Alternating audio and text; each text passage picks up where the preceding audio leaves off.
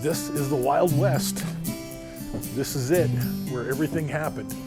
The OK Corral. This is Tombstone, Arizona.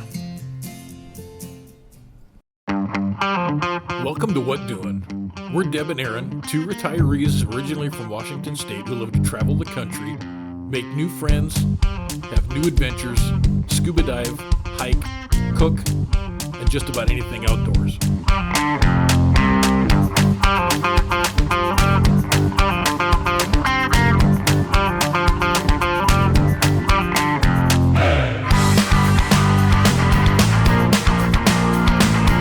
Come along for the ride. You never know what kind of crazy adventures we're going to get mixed up in. And you never know what doing.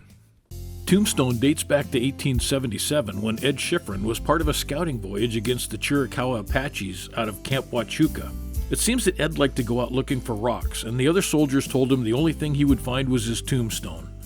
Well, when he discovered silver, he decided to name his first mine Tombstone. There's two basic sides to Tombstone. There's the historical, which you can research and learn what life was about back in the 1800s, and then there's the hysterical. We had to do both. Don't want to end up here in Tombstone. I didn't do it.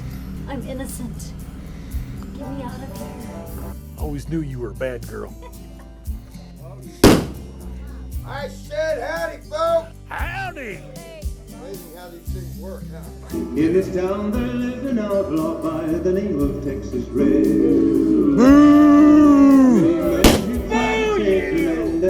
Men were dead.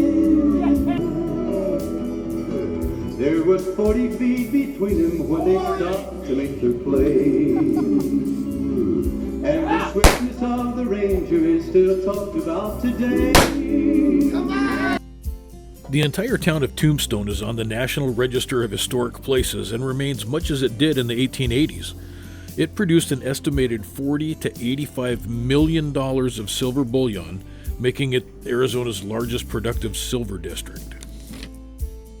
A lot of the shops in town now are t-shirt shops, restaurants, and taverns, but one of the places you should really stop in at is the Birdcage Theater. One of the first acts there was Alma Hayes, who is known as the female Hercules. She was famous for picking up heavy things with her teeth.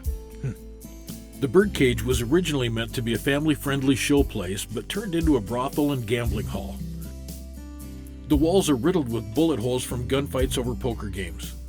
Doc Holliday and Johnny Ringo had their famous duel downstairs by the grand piano. The other stop I really enjoyed was C.S. Fly's Photographic Museum. It had exhibits about the Apache Indians and life in early Tombstone.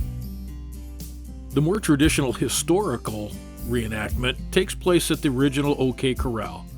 On October 26, 1881, Marshal Virgil Earp, his brothers Wyatt and Morgan, and a close friend Doc Holliday confronted the Clanton Gang after a long-standing feud. During the 30-second gun battle, Billy Clanton and both McClory brothers were killed, and Virgil, Morgan, and Doc Holliday were wounded. You can see Clanton and the McClory graves buried at Boot Hill Cemetery nearby.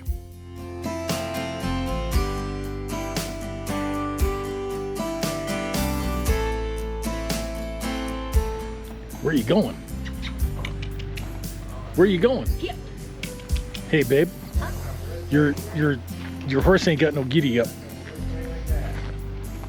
Boot Hill Cemetery was established in 1879 and sits just down the road from Tombstone. Now, folklore says it was named Boot Hill because the individuals there usually died violently or unexpectedly. They were buried with their boots on, and that's where the name Boot Hill Cemetery came on. In reality, it was just called the cemetery until 1984 when the new cemetery was built, and then it was called the Old Cemetery. It wasn't really called Boot Hill until the 1920s when Hollywood came in and started filming westerns. So here's the thing with Tombstone, Arizona. If you're looking for history, this is a place to come. Wild West history, it's steeped in history, a lot of good stuff, a lot of things to learn. If you're looking for kitsch and you're looking for corny, this is the place to come. They've got that in spades. Two different gunfight shows, the historical and the hysterical. We took in both of them. They're both good. They'll both educate you and give you a look at the Old West. But know that when you come down, it's an Old West town tourist trap. Good stuff, but be prepared for not exactly Old West. So we were told that when we came to Tucson, we had to have a Sonor Hot Dog. I thought, what's the big deal? It's a hot dog, right? Well, it's a big deal. The bun is totally different. The toppings that they put on there. We had some the other day and we had to come back. So I'm not going to show you eating it, but these things are crazy good.